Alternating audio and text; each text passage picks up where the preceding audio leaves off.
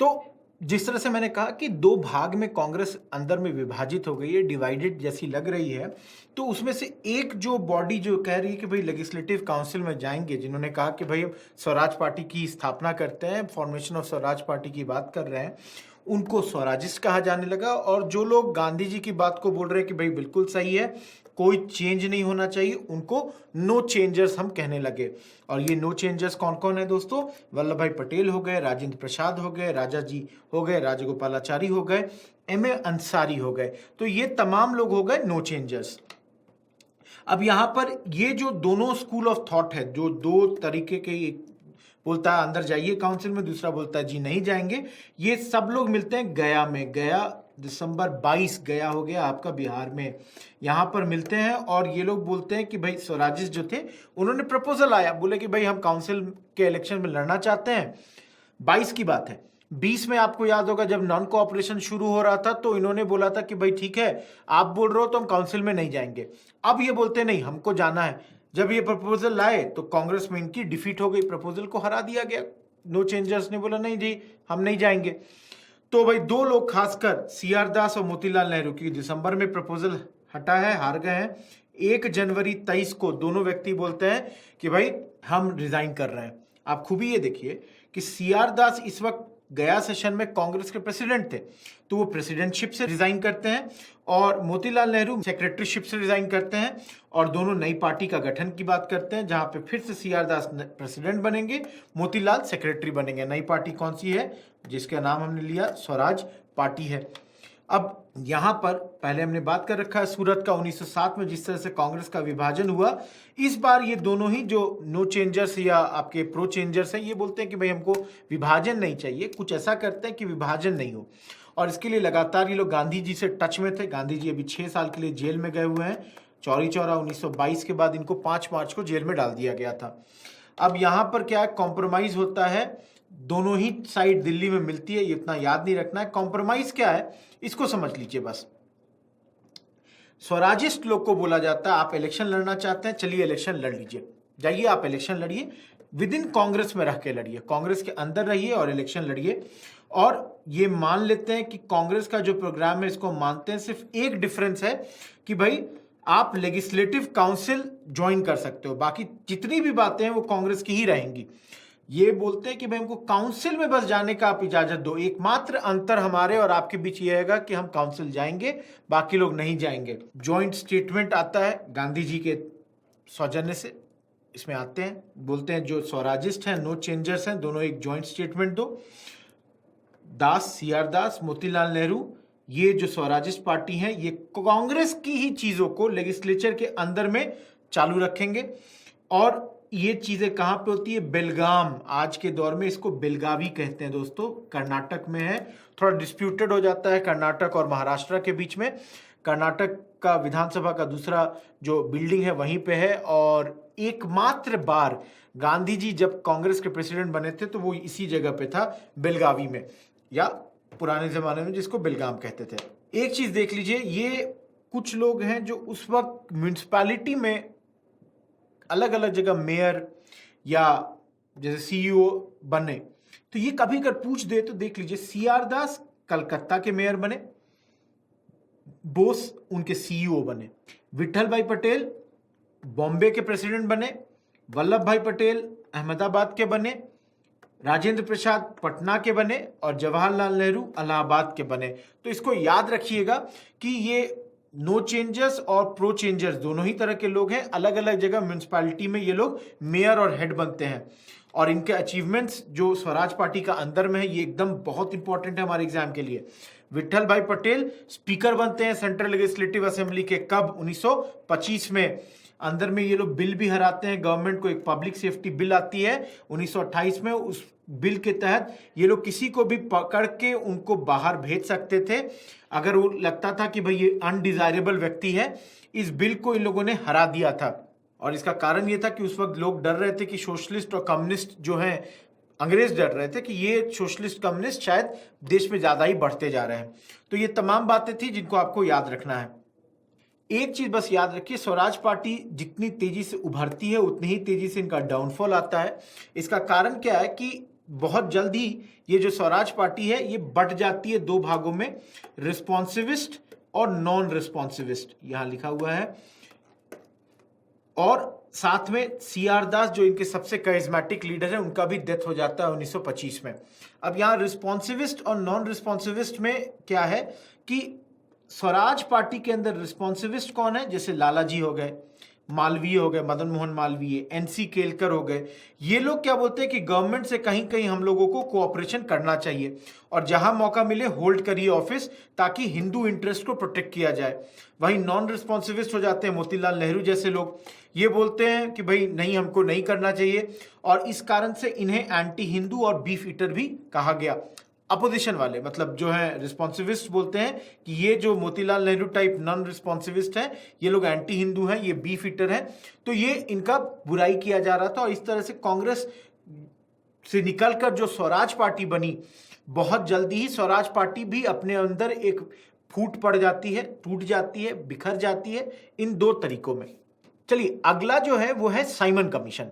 देखिए दोस्तों, Simon commission से जुड़ी बहुत सवालें हमारे एग्जाम्स में आती रहती हैं। सबसे पहली बात, कमीशन का असली नाम है इंडियन स्टैट्यूटरी कमीशन और इस कमीशन के हेड हैं जॉन साइमन।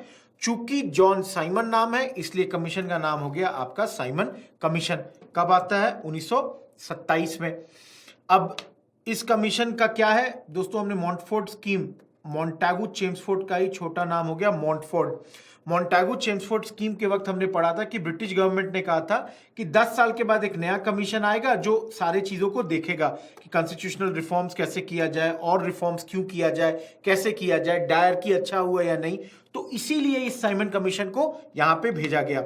कमीशन का काम क्या है दोस्तों, मैंने अभी बताया, रिव्यू करिए गवर्नमेंट ऑफ इंडिया एक्ट 1919 को, आगे के लिए क्या रिफॉर्म्स बताना है, क्या चेंजेस लाने हैं, लीगल हो, एडमिनिस्ट्रेटिव हो, वो बताइए। और 28 में ये जब कमीशन भारत आता है तो इसको वाइड स्प्रेड प्रोटेस्ट होता है, लोग इसका पुरजोर विरोध करते हैं। प्रोटेस्ट क्यों कर रहे हैं ये समझने की बात है। इसलिए होता है क्योंकि इस वक्त इस कमीशन में जितने लोग थे 7, उसमें कोई भी भारतीय नहीं था। देख लीजिए, none of the members of this commission और मिशन वेर इंडियन, और इसलिए यहां पर बहुत ज्यादा इसके खिलाफ विरोध होता है। दोस्तों 7 मेंबर हैं। एक बहुत इंपॉर्टेंट नाम, जॉन साइमन के अलावा क्लेमेंट एटली, वही व्यक्ति जो भारत की आजादी के वक्त ब्रिटेन के प्राइम मिनिस्टर, इनका नाम याद रखिएगा। 2 वॉल्यूम रिपोर्ट आएगी 2 साल के बाद, ठीक है। इंपॉर्टेंट क्या है, ये 2 पॉइंट। पहली बात बोलते हैं, डायर की प्रोविंसेस में खत्म करिए। हमने मॉन्टफोर्ड में पढ़ा, मॉन्टेगू चेम्सफोर्ड में पढ़ा, उन्होंने कहा था डायर की लाइए। अब ये बोल रहे हैं डायर की नहीं अच्छा चीज है, नहीं अच्छे से हुआ है, इसको खत्म कर दीजिए। और साथ में ये भी बोलते हैं कि रिप्रेजेंटेटिव गवर्नमेंट लाइए प्रोविंसेस में। हमने क्या देखा था, 2 भागों में बटा हुआ था पावर, गवर्नर के पास बहुत पावर था और पॉपुलर मिनिस्टर थे, लेकिन अब ये बोल रहे जी नहीं, ये हटाइए, रिप्रेजेंटेटिव एक ऐसा गवर्नमेंट लाइए जो कि पीपल द्वारा सेलेक्टेड हो, पीपल सेलेक्ट कर रहे हो, इलेक्ट कर रहे हो, और तब वो गवर्नमेंट बने। साथ में ये भी कहते हैं कि भाई ये जो कम्युनल इलेक्ट्रेट है उसको तब तक रखिए जब तक हिंदू और मुसलमान के बीच का जो टेंशन है वो खत्म नहीं हो जाता है। तो एक तरह से ये बोल तो रहे हैं कि खत्म करना चाहिए, लेकिन खत्म इन्होंने किया नहीं। आखिर चीज, इसी रिपोर्ट के आउटकम के तहत आगे चलकर हम पढ़ेंगे कि गवर्नमेंट ऑफ इंडिया एक्ट 1935 भी आता है। तो इन तमाम चीजों को याद रखिए। एक सवाल देखिए, अराइवल ऑफ साइमन कमीशन के खिलाफ भारतीय लोग एजिटेटेड क्यों थे?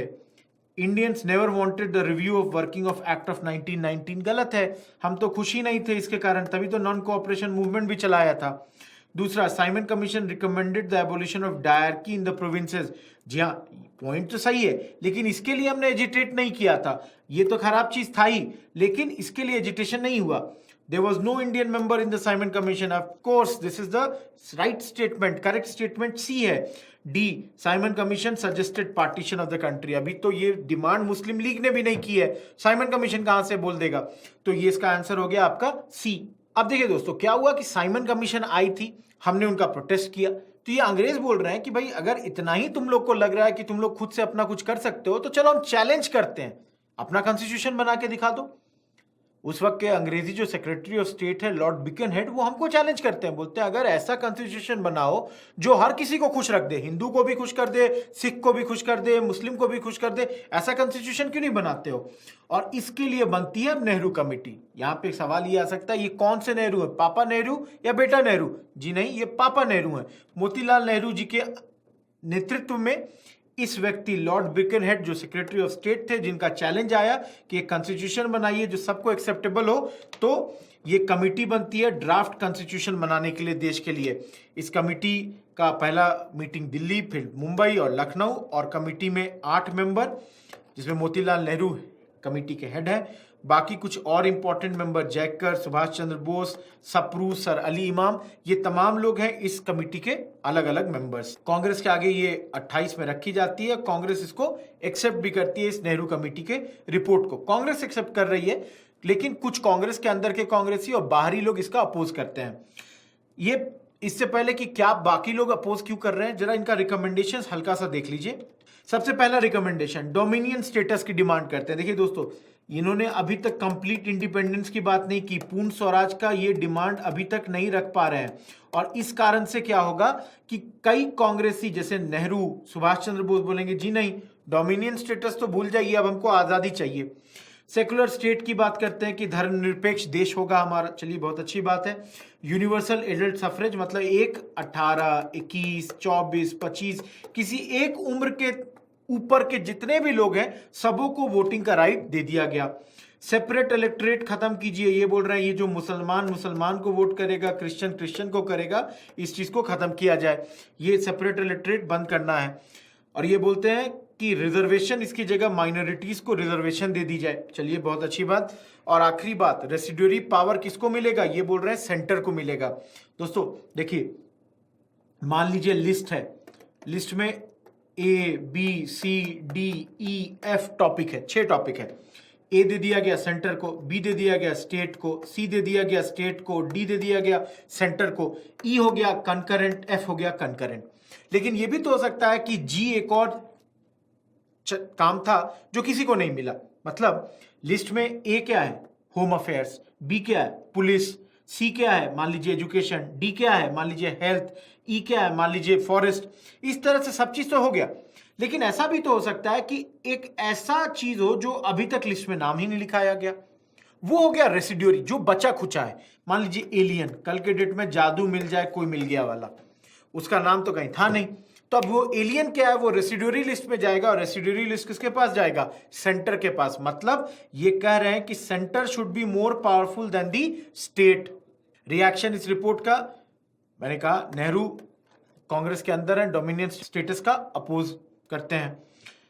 बोस जो कांग्रेस के अंदर है, लीग जो है, ये सब लोग बोलती है कि भाई पूर्ण स्वराज या कंप्लीट इंडिपेंडेंस की बात की जाए। तमाम यंग लोग बोल रहे हैं कि भाई ये डोमिनियन स्टेटस हमको अच्छा नहीं लगा।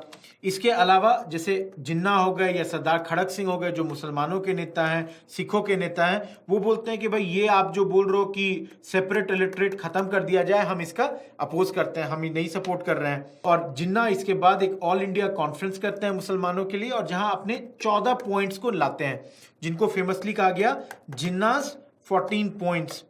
इन 14 पॉइंट्स को बोलते हैं जिन्ना कि भाई मानिए आप लोग। यहां से जिन्ना बिल्कुल कांग्रेस से एकदम अलग होने लगते हैं, ये खासकर ये पॉइंट आ जाता है। जिन्ना के अगर कुछ मुख्य डिमांड बस देख लीजिए, आपसे पूछना नहीं चाहिए। ये बोल रहे हैं सेपरेट इलेक्टोरेट रखो, नेहरू कमेटी ने क्या कहा कि खत्म कर दो। ये बोलते हैं सेपरेट इलेक्टोरेट के अलावा रिजर्वेशन ऑफ सीट्स भी रहना चाहिए मुसलमानों के लिए, कि भाई बाकायदा इतने सीट्स तो रिजर्व होने ही चाहिए।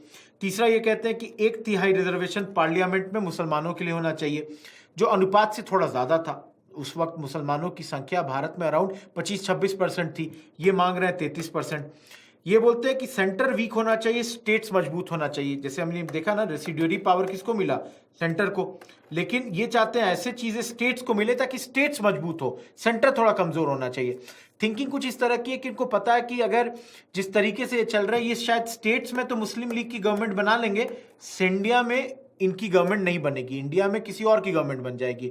तो इसलिए ये चाहते हैं कि स्ट्रॉन्ग स्टेट हो, सेंटर वीक हो। और आखिर में ये कह रहे हैं कि अगर 4/5 मतलब 80% से ज्यादा मेंबर किसी पर्टिकुलर कम्युनिटी का, किसी एक रिलीजन का, मान लीजिए क्रिश्चियन हो, इस्लाम हो, अगर किसी बिल को नामंजूर करे तो उस बिल को पास नहीं होने देना चाहिए। एक तरह से कहें तो ये वीटो का डिमांड कर रहे हैं कि कुछ भी हो। जैसे मान लीजिए एक एग्जांपल दे देता हूं, 750 मेंबर हैं हाउस में, 500 हिंदू हैं, 250 मुसलमान हैं। अगर 550 के 500 हिंदू फेवर कर दें तो 250 मुसलमान के अगेंस्ट होने के बावजूद कोई भी बिल पार हो जाएगा। ये क्या कह रहे हैं कि जी नहीं, मान लीजिए 500 हिंदुओं ने बिल का सपोर्ट तो कर दिया, लेकिन 201 मुसलमानों ने अगेंस्ट भी अगर कर दिया तो ये बिल पार नहीं होना चाहिए। तो एक तरह से वीटो का डिमांड कर रहे हैं, जो कि इनके डिमांड्स को यूजुअली लोगों ने नहीं माना, लेकिन ये मोटा मोटी इनका 14 पॉइंट प्रोग्राम था। एक लाइन में दिवाली डिक्लेरेशन आपसे अगर पूछ दे कि इस वक्त के गवर्नर जनरल कौन थे, याद रखिए इरविन। ये हैं इरविन। डिक्लेरेशन का नाम दिवाली डिक्लेरेशन है, दीपावली इसलिए क्योंकि उस दिन दिया गया था, दीपावली के दिन ये डिक्लेरेशन किया गया, इसलिए दीपावली डिक्लेरेशन कहलाया। किसके रिकमेंडेशन पे? भाई जॉन साइमन के। इन्होंने कहा था कि कॉन्फ्रेंस बुलाइए जहां पे ब्रिटिश इंडिया, इंडियन स्टेट्स मतलब ये जो रजवाड़े हैं और ब्रिटिश इंडिया, सारे लोग को बुलाइए और कॉन्स्टिट्यूशनल रिफॉर्म्स पे किस तरह की बातें होनी चाहिए वो डिस्कशन होगा। और इसको इस दिन एक्सेप्ट किया गया था। इस वक्त प्राइम मिनिस्टर रामसे मैकडोनाल्ड थे ब्रिटेन के। डेट देख लीजिए, अक्टूबर 31, 1929 को ये हुआ था दिवाली डिक्लेरेशन। आप देखेंगे कि भारत को फिर से डोमिनियन स्टेटस की बात तो इन्होंने दोहराई, और आगे चल के राउंड टेबल कॉन्फ्रेंस होना है लंदन में, ये साइमन कमीशन की रिपोर्ट के आधार पे हुआ। तो दिवाली डिक्लेरेशन को इसलिए एकदम बिल्कुल अच्छे ढंग से आपको याद रखना है। आखिर में इसी को अगेंस्ट करते हुए, अपोज करते हुए कांग्रेस ने लाहौर रिजोल्यूशन लाया था। लाहौर रिजोल्यूशन, क्योंकि लाहौर में कांग्रेस का सेशन हुआ तो लाहौर सेशन में लाहौर रिजोल्यूशन हुआ। प्रेसिडेंट कौन है? बीटा नेहरू, जवाहरलाल नेहरू पापा थे प्रेसिडेंट। नेहरू सब कमेटी के वक्त हमने देखा नेहरू जी उस वक्त थे प्रेसिडेंट, अब जवाहरलाल नेहरू हो गए। नेहरू जी मतलब मोतीलाल नेहरू ने क्या डिमांड किया था कि हमको डोमिनियन स्टेटस दे दो। जवाहरलाल नेहरू बोल रहे हैं क्या जी नहीं, डोमिनियन स्टेटस नहीं लेंगे, हम पूर्ण आजादी, कंप्लीट इंडिपेंडेंस लेंगे। तो पहली बार कांग्रेस पूर्ण स्वराज की बात करती है, यहां पर कंप्लीट इंडिपेंडेंस की फर्स्ट टाइम बात कर रही है। इसके अलावा प्रेसिडेंट कौन है? जवाहरलाल नेहरू हैं। गांधी भी यहाँ पे जवाहरलाल नेहरू का सपोर्ट करते हैं।